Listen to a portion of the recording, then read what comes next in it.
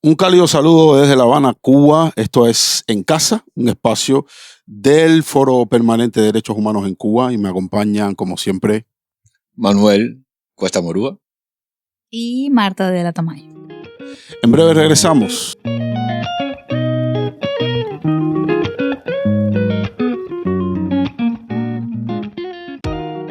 Reiteramos los saludos. Gracias una vez más por aceptar a este conductor. Y bueno, estamos acá trabajando en casa. Marta, finalizaron las asambleas de rendición de cuentas el pasado 15 de noviembre. Déjanos algunas de tus observaciones, por favor, sobre el proceso desde la observación electoral que realizaron ODE y COPE, y bueno, qué resultados pudieron obtener y cuáles son tus impresiones referente a eso. Sí, bueno, exactamente. Desde la propia Asamblea Nacional se anunció el día 15 de noviembre el cierre del proceso de rendición de cuentas que había empezado el 20 de septiembre y se extendía hasta 15 de noviembre recién, ¿no? Donde nosotros desde ODE y COPE, desde el principio del trabajo de la observación a este proceso, habíamos alertado, advertido en nuestros espacios, en nuestras notas informativas y todo, sobre lo que estábamos viendo en el proceso de rendición de cuentas, de la manera atropellada que el mismo se ha hecho, y del tiempo que vimos que estuvo 2 años sin rendir cuenta, y las personas, los ciudadanos, pidiendo cuenta para esto de la rendición de cuentas, valga la redundancia. Entonces, nosotros estuvimos, ya lo decimos de manera para cerrar, en 45 asambleas observadas, donde podemos decir, como explicaba, lo atropellado del proceso, la baja participación, es decir, la poca asistencia de las personas, todos los planteamientos que constantemente, Manuel y yo en los podcasts, en las vedurías electorales habíamos estado hablando, los planteamientos de la ciudadanía, con todo esto que está aconteciendo en Cuba, ¿no? El tema de la electricidad, el tema de la insalubridad, el agua, la basura, los temas de la violencia, es decir, toda esa preocupación por parte de los electores, la ciudadanía. Y no más, porque vamos a estar dejando un espacio, una veeduría electoral, donde vamos a presentar nuestro informe, es decir, el informe de COPE y de ODE con relación a toda la observación, para explicar un poco más a la audiencia, pero no más quería, y lo dejo por aquí para luego hablarlo, Manuel, en nuestro veeduría, nuestro espacio de veeduría electoral.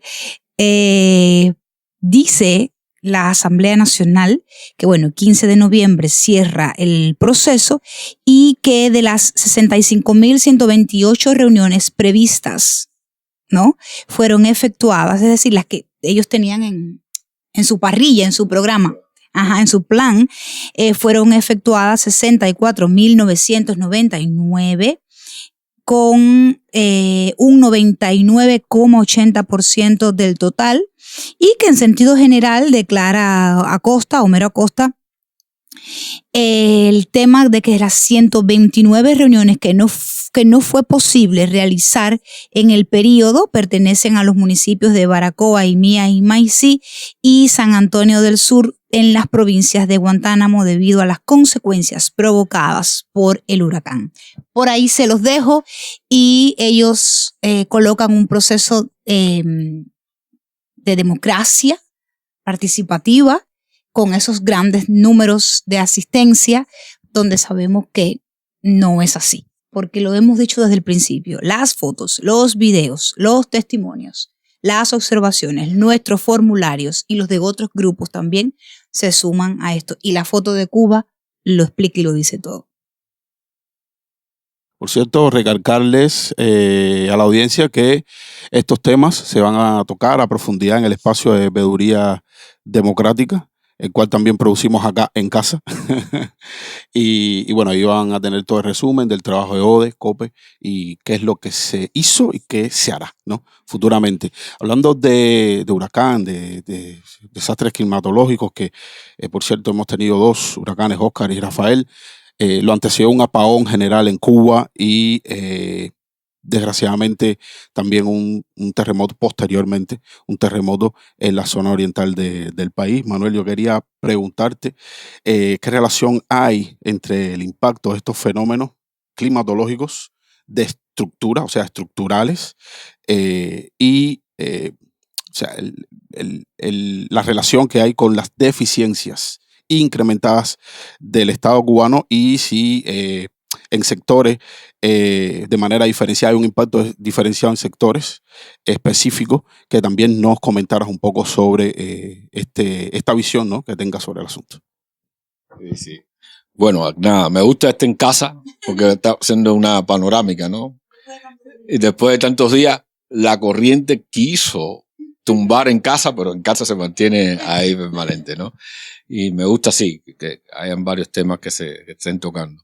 Por cierto, observadores de derechos electorales, ODE, y ciudadanos observadores de procesos electorales, COPE, en su veeduría democrática, tienen el desafío de mostrar que esos números coreanos de 99, porque eso de Corea del Norte, 99.99% son totalmente falsos, ¿no? Entonces hay una Asamblea Nacional fake en este sentido, ¿no? Pero bueno, nada, tu pregunta, Osvaldo, sí, sabes, ¿no? Todo esto que ha pasado, digamos, los terremotos, fue lo último que sucedió, los apagones, acompañado de las lluvias, porque llovió, tú sabes que, me decía alguien que sabe un poco de meteorología, que en Cuba había llovido casi como nunca, pero estaba lloviendo desde junio hasta recientemente, ¿no? Y todo eso, tú sabes que en el caso cubano ha demostrado aquello de un país sin backup. Tú sabes que las computadoras tienen un backup para cuando se va la corriente, bueno, no todas las computadoras, pero para cuando se va la corriente poder mantener un poco la energía, no afectar a la computadora, que no pierda rápidamente por el impacto de la pérdida de corriente, no pierda toda la información, que te dé toda esa posibilidad. Bueno, Cuba es un país sin backup. Y yo creo que lo que se quedó claro con todos estos fenómenos es esa permanente retirada del Estado de los servicios a la ciudadanía. Esa retirada del Estado de los servicios a la ciudadanía viene caminando desde hace rato, desde que eliminaron la seguridad social para las personas mayores que tenían familia, le dijeron a las familias toma. Ya después quitaron hasta el ministerio que se dedicaba a eso. Luego el adelgazamiento sistemático y permanente acelerado de lo que ellos llaman la libreta de abastecimiento, que se adelgazó. Sí, todo eso son detalles que van retirando del Estado. Desde que el gobierno empezó a decir que, mire, ya no más igualitarismo, el igualitarismo fue un fallo y es la base de lo que ellos llaman todavía revolución cubana. Si no hay igualitarismo, no hay revolución.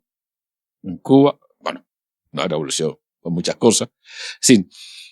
Y digamos, la seña, el índice básico de esto fue que lo que nunca había pasado en la defensa civil cubana frente a fenómenos naturales, a la gente de allá no se les avisó, a la gente de Oriente.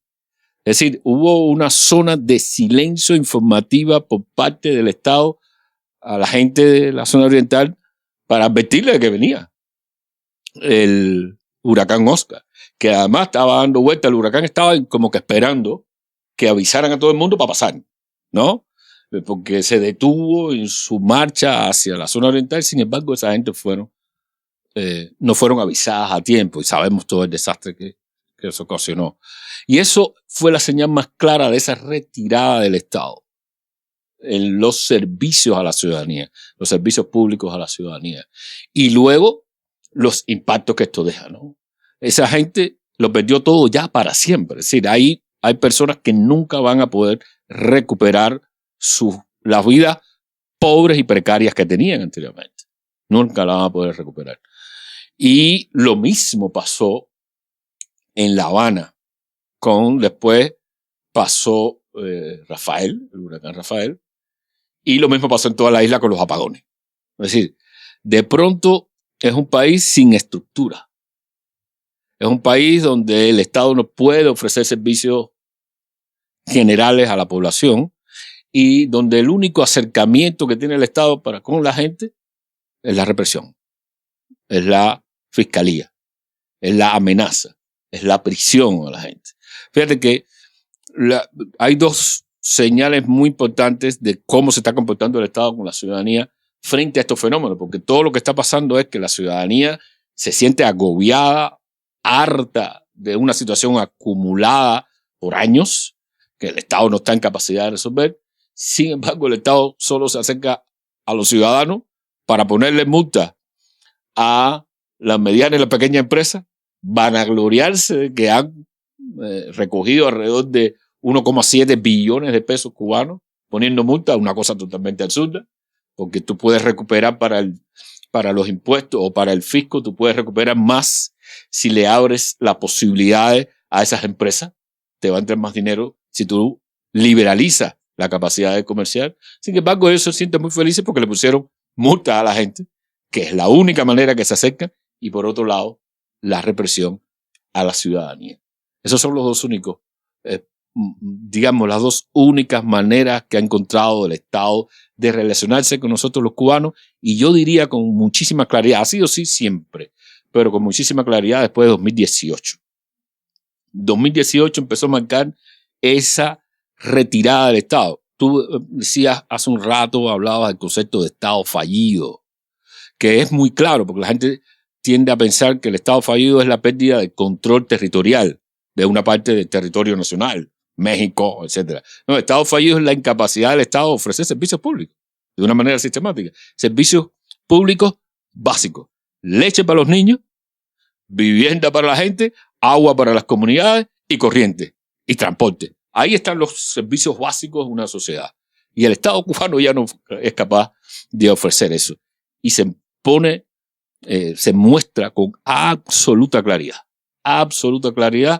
con la conjunción de estos fenómenos naturales y estos fenómenos estructurales. Es como si se hubiera puesto de acuerdo la corriente, la termoeléctrica Antonio Guitera y el huracán Oscar con el huracán Rafael, la termoeléctrica Felton y las lluvias se hubieran puesto de acuerdo para que todos los cubanos tuvieran claro la incapacidad de su Estado.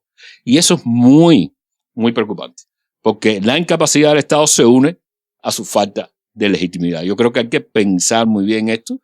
Lo estamos haciendo, ¿no? De alguna manera, mucha gente lo está haciendo, nosotros también, que nos gusta pensar, nos dedicamos a pensar, pero yo creo que por ahí es por donde estamos en este fatídico minuto de la sociedad de la nación cubana. Osvaldo y Marta.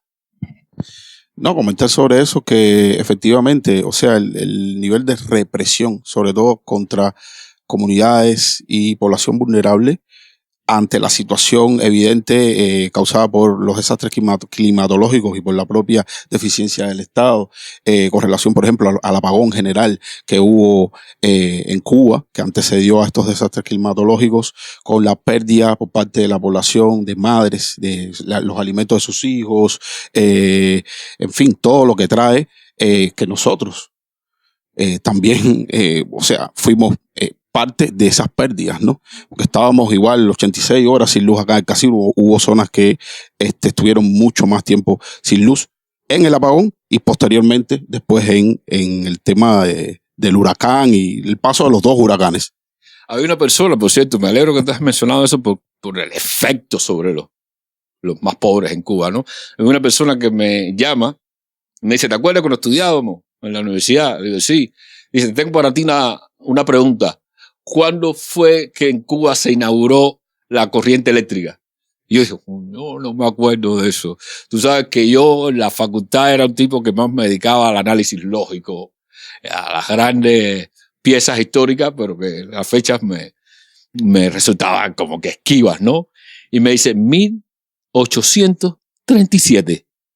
Es decir, el siglo XIX, antes de los años 50 del siglo XIX, ya se inauguró el primer tramo de corriente en Cuba, de La Habana a Bejucal y después, unos años más tarde, de Bejucal a Huine. Es decir, que nosotros teníamos corriente, se los digo así con absoluta claridad, antes que Bélgica. Teníamos nosotros corriente eléctrica, porque todavía en esa misma época Bélgica se alumbraba con lámparas de gas. Se alumbraba toda Bruselas, obviamente, pero con lámparas de gas. Nosotros tuvimos corriente antes. Y miren qué situación nos encontramos. El daño básico es a el 80% de este país, que son los pobres, comunidades afrodescendientes y comunidades rurales, ¿no? Porque nosotros siempre aclaramos eso. Los afrodescendientes están entre los más pobres, pero no son los únicos pobres. Uno va a las zonas rurales donde viven personas blancas en este país y tú las ves que son absolutamente pobres. Bueno, esas son las gente más dañadas por estos fenómenos, lo cual está diciendo que la gente que históricamente debía haber sido beneficiada por la revolución, hoy, 65 años después, son los más dañados por esa misma revolución. Y alguna vez, recuérdate que vamos a hablar de la reconversión de las élites en Cuba, que a mí eso es un tema que me importa muchísimo, pero bueno, no es para ahora.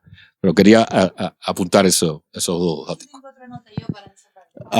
Sí, no, quería preguntarte porque a raíz de todos estos acontecimientos que hemos pasado, yo creo que el hartazgo derivado en protestas, manifestaciones, tiene rostro de mujer principalmente, que son las madres y las mujeres cubanas, al menos en mi criterio, las que más visiblemente han salido a las calles, han protestado, han dado un paso al frente.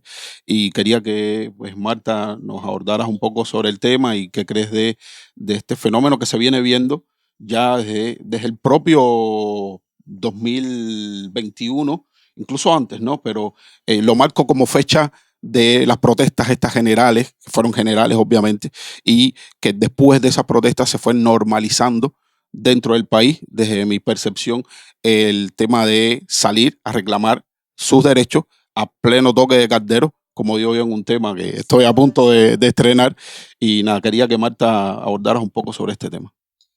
No, mira, qué bien que ustedes estaban ya hablando de ello y mientras Manuel explicaba y buscaba aquí rápido en el teléfono, hay un informe que salió, una investigación ahora entre el Observatorio Cubano de Derechos Humanos, en este caso desde Yaxi, ¿no? Que estaba al frente de este informe, que le enviamos también, le enviamos también un saludo.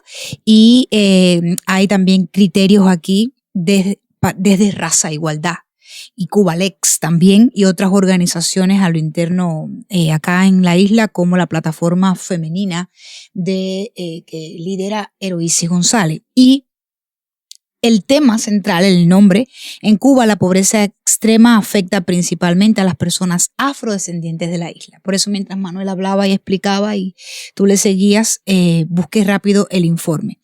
Y no más que la nota aquí dice, por ejemplo, que sobre los derechos económicos, sociales y culturales en el país, ¿no? Cómo están, y refieren estos hallazgos de la investigación de estas organizaciones, que ha escalado a un 89% de pobreza.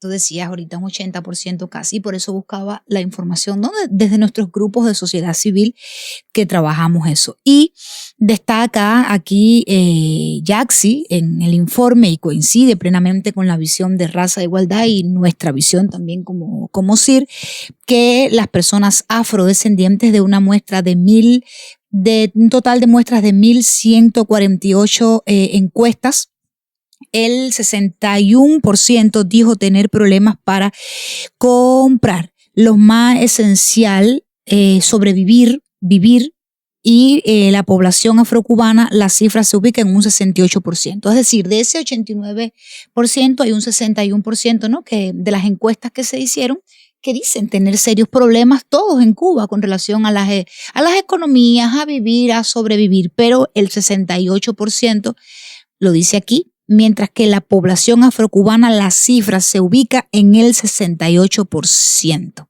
Y bueno, el informe, ellos van recogiendo una serie de indicadores y tal que narran esto que ustedes estaban diciendo por conocimiento real, que lo ven en la calle, porque todos los días tropezamos con esto, porque las protestas, respondiendo a tu pregunta también, Navi, las protestas que vimos ahora estaban lideradas, y siempre lo decimos, principalmente por mujeres, las madres con sus bebés pequeños.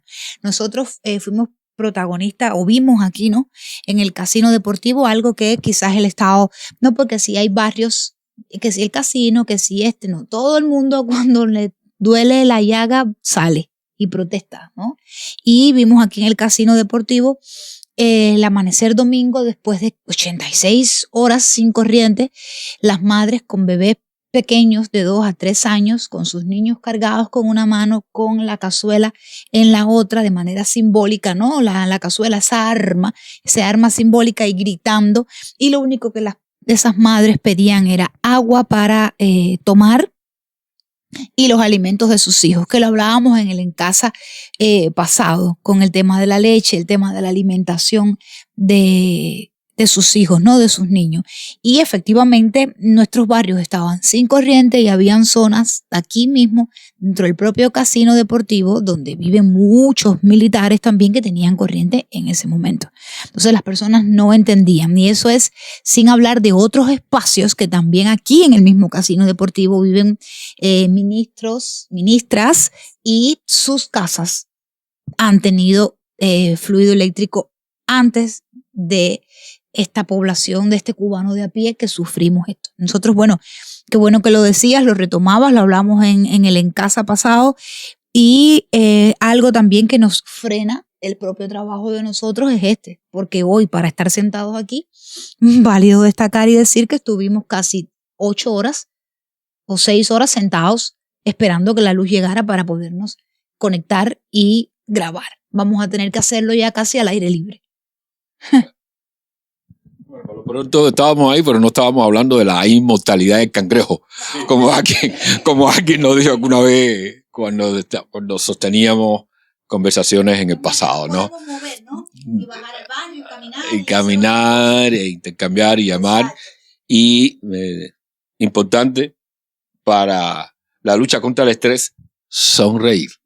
Puse la nota del informe porque me pareció tocarlo, ¿no? Lo del informe de raza e igualdad, el observatorio. Muy bien. Y se ha compartido bastante el tema, porque es la verdad. No, y les recomendamos el esquema. No, para nada. Esto es lo hemos dicho muchas veces, esto es un freestyle. Donde compartimos y tal. No, para nada. De hecho, recomendamos este informe, lo puedes encontrar en las redes sociales del Observatorio Cubano de Derechos Humanos, y también hay un artículo muy interesante de raza e igualdad con todos los hallazgos, así que se los recomendamos, no van a perder su tiempo, se los aseguro. Quería primero acotar algo que decía Marta, que me parece fundamental: la rapidez con la que los órganos represivos asistieron a la protesta que presenciamos nosotros fue casi en un chasquido de dedos. O sea, policía, patrulla, incluso este tipo de camionetas que son, imagino yo, como una especie de antimotines o algo así, seguridad del Estado, asumimos, porque eran personas que no estaban ahí en moto, que llegaron para reprimir a esas personas, tratar de controlar a esas madres, que en mayoría eran mujeres. Y eso hace alusión y dice mucho de lo que comentabas, Manuel, la represión como forma y mecanismo de control y de, digamos, apagar esas llamas que, Dios mediante, mañana pueden ser un gran incendio, ¿no? Y de ahí quería comentar eso, y de ahí quería pasar a un tema que bueno, es comidilla en las redes sociales también, que es la nueva administración americana, bueno, que va a asumir la presidencia Donald Trump. ¿Qué impacto crees que tenga esta nueva administración en la realidad cubana? Así, y te dejo para que argumentes. Sí, no, No, yo creo que hay que tener una conversación, me gustaría una conversación más plural también en relación con eso. Pero yo creo que va a tener un impacto, ya lo está teniendo. El primer impacto es el de la incertidumbre. Después del 2021 hasta la fecha, se había creado un esquema y un espacio, digamos, un ecosistema de certidumbres dentro de la sociedad cubana en relación con los Estados Unidos, no en relación con el gobierno cubano. Hablábamos hoy, recuerdo que me decías que la gente estaba más pendiente, eso es una observación genial, la gente estaba más pendiente de si salía Kamala Harris o Trump que lo pendiente que podría estar del gobierno cubano. Del 26 de marzo, pregúntale cuándo fueron las votaciones estas de diputados, ¿no? Exactamente. Bueno, yo creo que había se había creado un ambiente de certidumbre en relación con la política norteamericana hacia Cuba que fortalecía un poco la esperanza. ¿En qué sentido? Primero, es más densa la relación intrafamiliar. La gente va y viene, así, con cierta facilidad. Hay gente que va, tiene visa de 5 años y va a los Estados Unidos, sobre todo personas mayores, regresan, ven. Hay gente que va a almorzar a los Estados Unidos y regresa al otro día después del desayuno. Así. Entonces, esa relación fuerte ya se estaba normalizando. Eso por un lado. Lo segundo es que el emprendimiento cubano, ese sector privado muy emergente, estaba teniendo cierto respiro en el sentido de su contacto con familiares o gente que de alguna manera se la agenciaba para o importar o exportar de allá e importar desde acá mercancías para las pequeñas y medianas empresas y al mismo tiempo inversión, cuentas en los bancos, relación con actores de la economía norteamericana, etc. Eso durante, digamos, todos estos años se ha ido fortaleciendo. Eso es un segundo punto. Un tercer punto tiene que ver con la cultura. Mucho intercambio cultural y mucha bronca. Porque hay gente que no le gusta que vayan a tocar grupos musicales allá, desde acá de Cuba, etc. Pero se estaba estableciendo una relación que también me parece que era importante y que no solo estaba beneficiando a la élite cultural, sino que beneficiaba también y beneficia hasta ahora a mucha gente en el entorno del ámbito cultural, etc. Así que la familia, la economía que importa, porque el Estado no tiene economía, no se deje engañar nunca. La economía que importa, que es la del sector privado, y las culturas estaban ya normalizando una relación. De pronto llega Trump, que fue electo sin discusión en un proceso democrático donde la gente votó. Ojalá empecemos a votar mañana aquí también para elegir a los que van a conducir el país de alguna manera.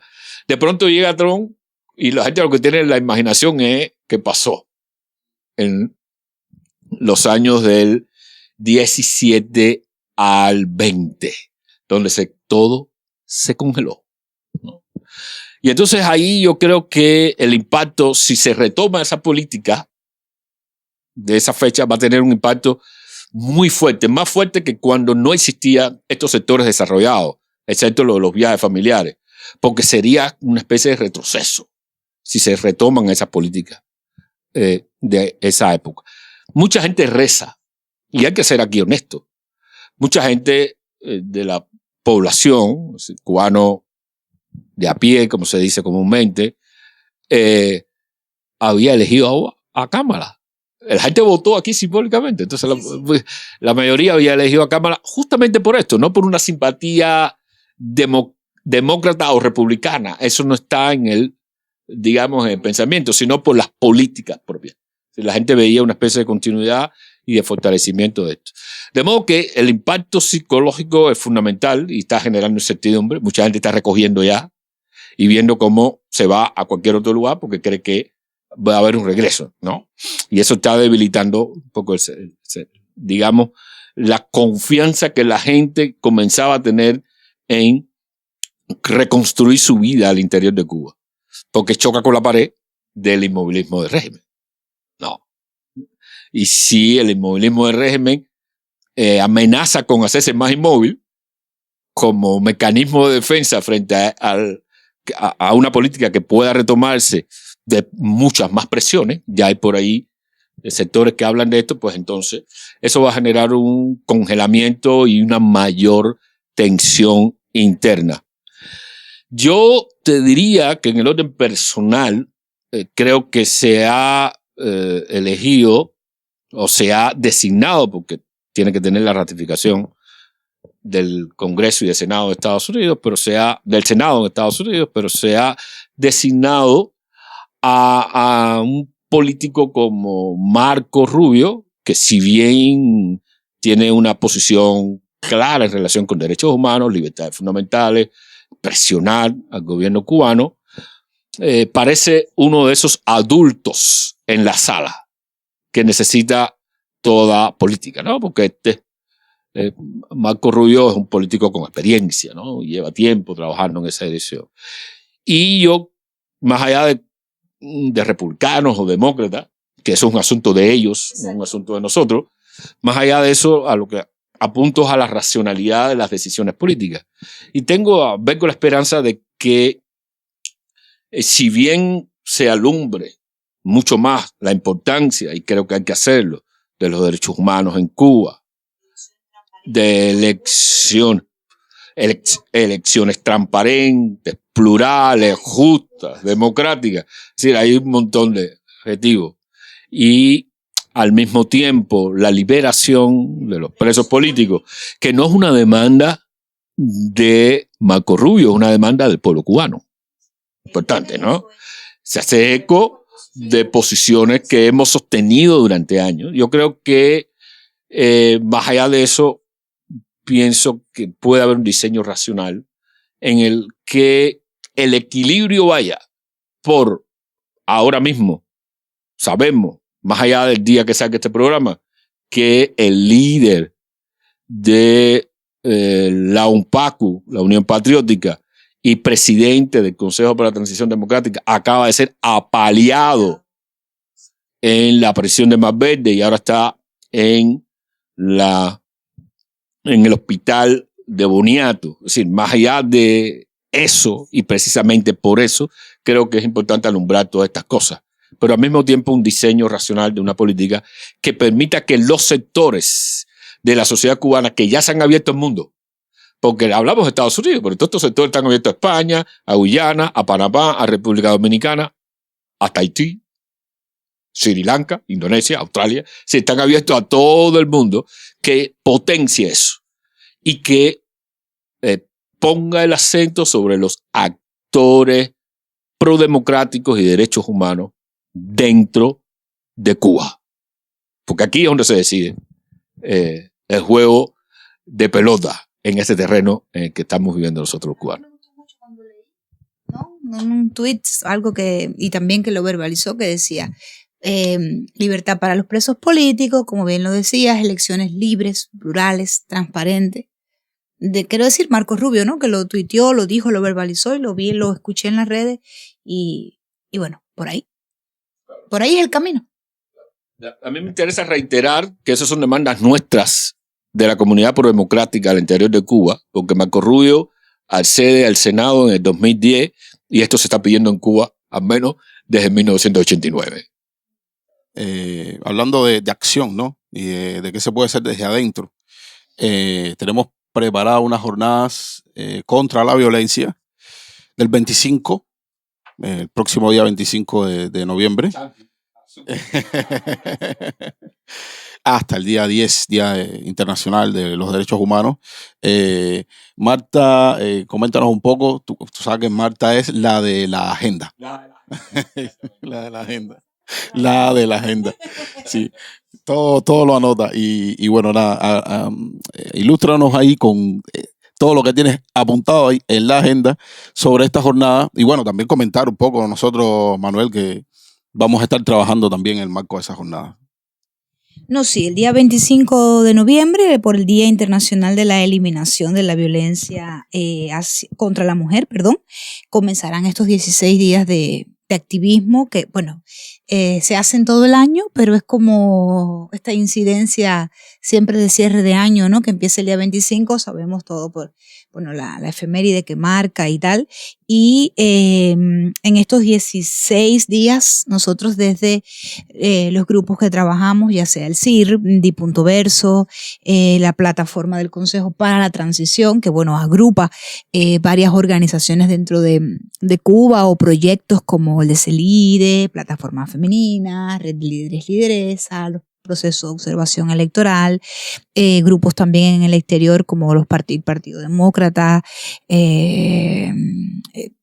Demócrata Cristianos, Red Femenina, ¿no? Todos esos grupos, los sindicatos que estamos ahí en el Consejo de la Transición, bueno, también tenemos nuestra agenda para desarrollar en estos 16 días que van también en alianzas con otros grupos a lo interno, como artistas, fotógrafas, principalmente desde el mundo de las artes visuales, que se han sumado hacia nuestras agendas y nosotros también hacia las agendas de ellas y de ellos para juntos también un poco como que hablar sobre este tema de contra la violencia y tal, ¿no?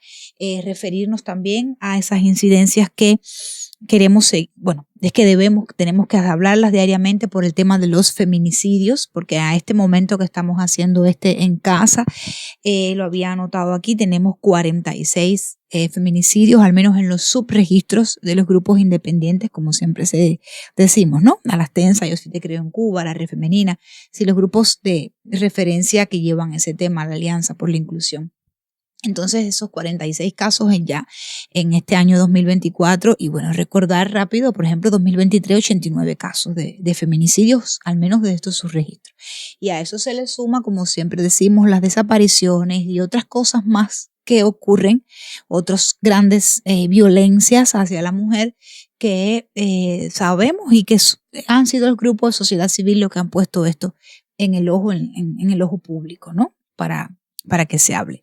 Tenemos eso, bueno, hablar sobre este tema, más el trabajo comunitario que también se va a desarrollar, que lo tenemos ya listo también para en estos 16 días de activismo por la lucha contra la no violencia, donde, bueno, ya desde Diverso, con Campo de Girasoles, también tenemos los amigos de Pinar del Río, que también trabajan temas de bibliotecas independientes como Yamilca, Soto, ¿verdad? Que también forman parte del Consejo a la Transición.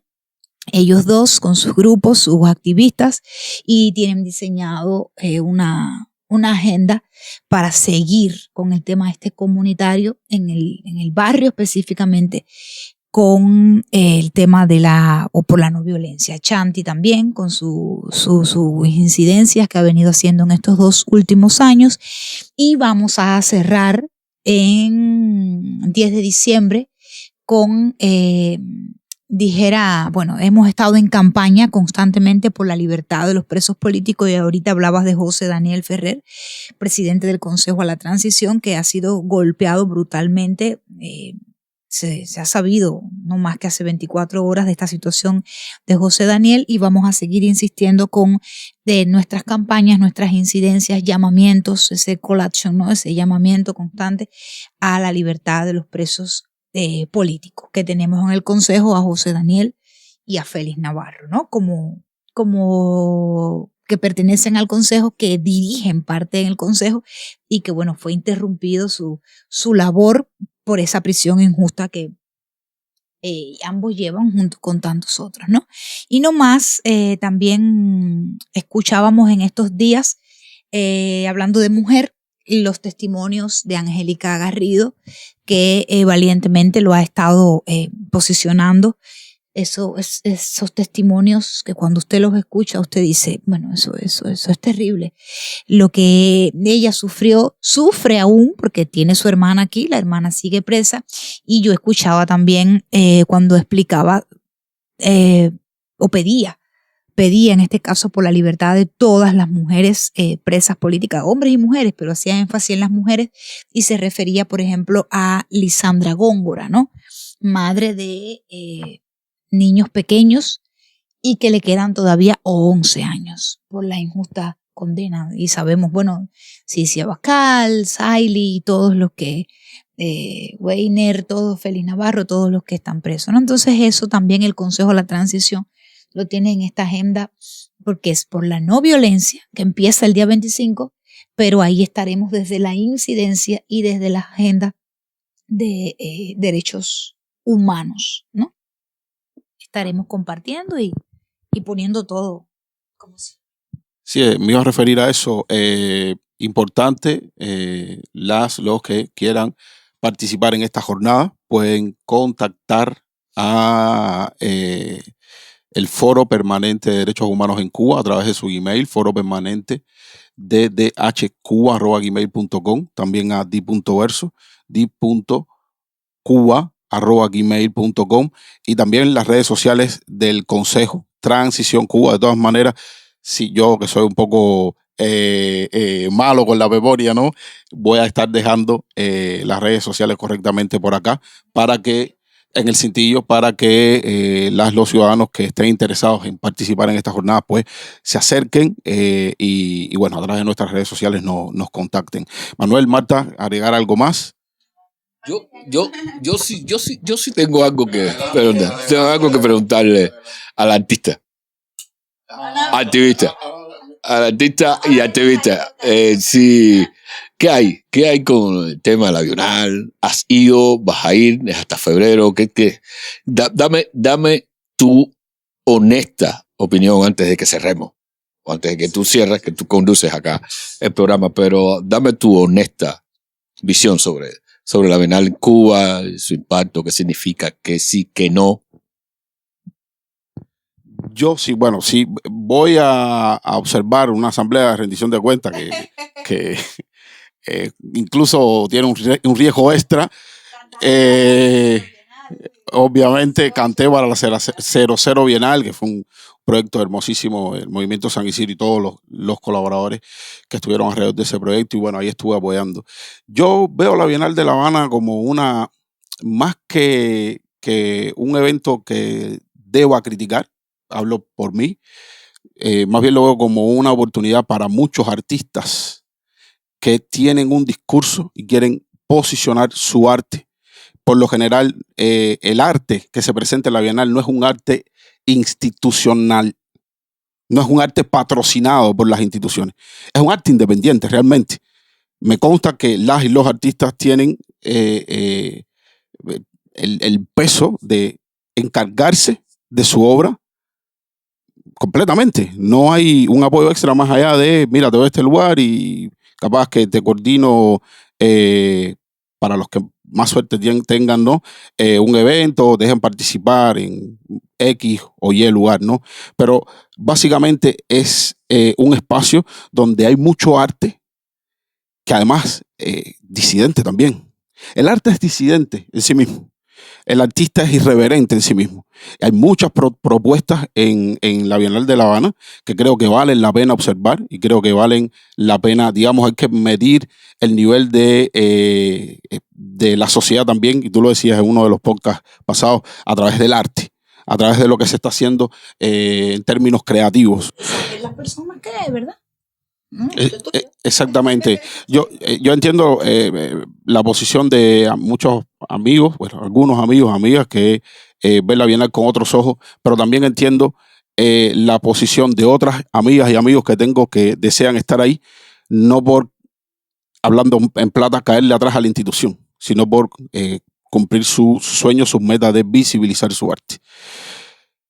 Muchas de las personas que en el pasado participaron en estas bienales, hoy decidieron por voluntad propia pues separarse y hacer una carrera en solitario, incluso hacer civismo, de manera independiente, y eso se puede traspolar también, estamos hablando de artes visuales específicamente, pero se puede traspolar al mundo de la música. Yo estuve en la Agencia Cubana de Rap en un momento de mi digamos, juventud, 18, 19 años, y posteriormente choqué con el monstruo institucional y dije, no, esto no es para mí.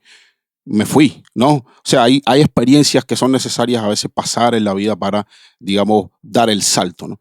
Y en ese sentido yo creo que nosotros como actores de sociedad civil, servidores públicos además, que vemos la sociedad de una forma diversa, abierta, plural, donde debemos digamos, compartir espacios con diferentes maneras de pensar, y precisamente en esa pluralidad es donde se encuentra la riqueza de una sociedad. Y eso no se encuentra solamente en nuestros espacios, ¿no? Es mucho más cómodo venir y hablar con opositores, disidentes o artistas que disientan al sistema y más o menos vamos a estar de acuerdo en casi todo, ¿no? Y ahí queda, lamentablemente en muchas ocasiones. Pero en ese paso por esas exposiciones, por esos eventos, se ven cosas muy interesantes que vale la pena observar, y se conocen también a personas muy interesantes que creo yo vale la pena conocer. Eso es lo que creo, ¿no? Yo, escuchándote, solo, Manuel, me lo decías ahorita, mientras esperábamos entre la luz y tal, que lo que te gustaría, y créeme que dije, tienes razón, lo que te gustaría es que no solo quede en ese espacio estético, sino que vaya buscando esa apertura, esa conducta, ese comportamiento un poco desde lo cívico, me decías.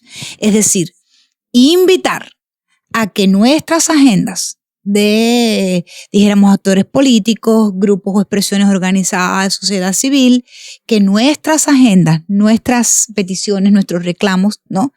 Que lleguen a un punto con esos artistas que mencionábamos, que no solo queden, bueno, sí, fui a la exposición, vi, estuve, qué bonito, qué bien, qué chévere, qué cool todo, pero después llegar a un espacio donde podamos, en vez de estar nosotros tres, también invitar a otros de esos a dialogar, a conversar, a estar. No sé, así es como te escuchaba, yo decía, bueno, es que es razonable para mí, sin ser artista, no más que escuchando criterios, ¿no?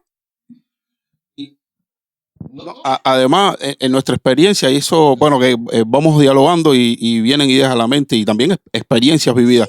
En nuestra experiencia, muchas de las y los artistas institucionalizados nos han apoyado en muchos procesos. Lo que pasa es que lamentablemente el trabajo que uno realiza no puedes poner todo en pública moneda, como diría un amigo mío, pero, o sea, hay una visión a veces errónea de que si está dentro de la institución, me refiero a la persona, no a la institución. La institución es un ente que hoy puede estar frente a una funeraria y mañana puede estar en un parque. Representa un poder, el poder estatal. Listo.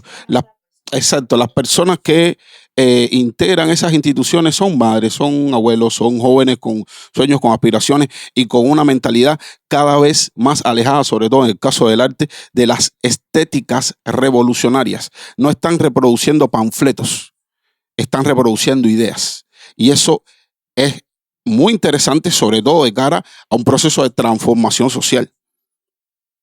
Por otra parte, y recalcando lo que decía al principio, también apoyan a expresiones organizadas de sociedad civil. Ha sido nuestro caso y sé que ha sido el caso de otros eventos y otros espacios en otras, digamos, épocas, pudiéramos decir, de historia reciente. De manera que no podemos ser desmesurados como un podcast que grabamos juntos hace poco que vamos a estar sacando próximamente. Ese es mi criterio. Sí, no. Coincido con ustedes. Sobre todo a mí lo que me interesa desde el lado democrático es que uno no puede silenciar los ámbitos hasta que llegue la democracia. De hecho, el desarrollo de determinados ámbitos puede ayudar a la llegada a la democracia, ¿no? Creo que eso pasa con el arte, ¿no? Silenciar el arte a esperar que llegue la democracia no me parece que sea el camino más seguro para llegar justamente a la democracia. Y por eso coincido con usted, tengo muchos amigos en el ámbito también del arte. Gracias a ustedes he conocido en los últimos tiempos otros buenos amigos, que considero gente con la que uno va a tener un largo aliento y una larga trayectoria en el futuro, y con posiciones absolutamente críticas, hombres, mujeres, más jóvenes, más viejos. Me decía alguien interesante el otro día, una persona muy interesante en mi barrio, me decía el otro día, ¿tú sabes por qué la revolución se cayó? Y yo decía, ¿por qué? Dice, porque yo me he encontrado que la mayoría de las personas de más de 70 años con las que converso están decepcionadas. Y dije, wow, qué observación más interesante, ¿no? Y creo que eso pasa en el mundo del arte también. Así que yo coincido con ustedes.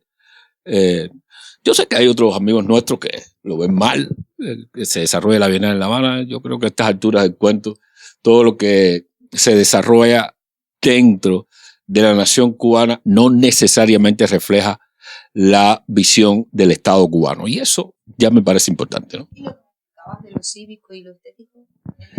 Sí, perfectamente, claro. Es que hay una relación ahí, hay una relación muy estrecha entre lo cívico y lo estético, y lo que hace falta es que fluya de un lado a otro.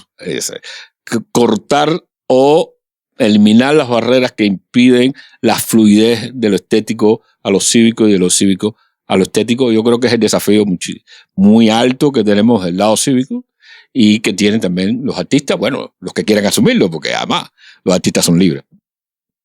Totalmente. Bueno, nos estaremos viendo antes de fin de año. Nos queda nuestra veeduría.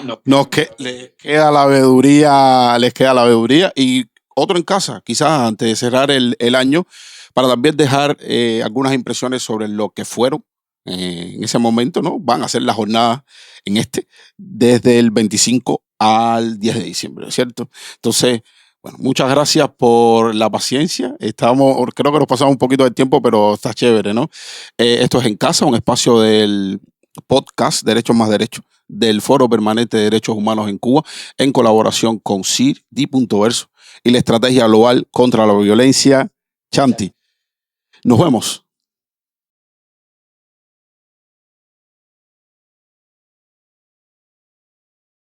Lo hacemos. Este es el carnet de identidad nacional. Inevitable, obligado, pero eso ya lo sabes. Este puede ser tu carnet de identidad cívico. ¿De qué se trata? Se trata de la certificación electoral. ¿Y para qué sirve? Bueno, sirve para muchas cosas. Si quieres cambios pacíficos, racionales, positivos, también inclusivos de la ley a la ley, el Foro Permanente de Derechos Humanos te invita a que nos acompañes en la ruta constitucional para el cambio. A través de esta ruta constitucional puedes promover cambios para tu comunidad, tus derechos, tus identidades, reformas a la ley, reformas constitucionales que son fundamentales e imprescindibles para la nueva nación que necesitamos. Por eso, te invitamos a que solicites este carnet de identidad cívico, esta certificación electoral en el Consejo Electoral Nacional. Allí, en 29 y C, en El Vedado, en La Habana. No lo dudes. Tu futuro pacífico e inclusivo para ti, tu gente, tu familia, depende también de esta certificación electoral. Te invitamos.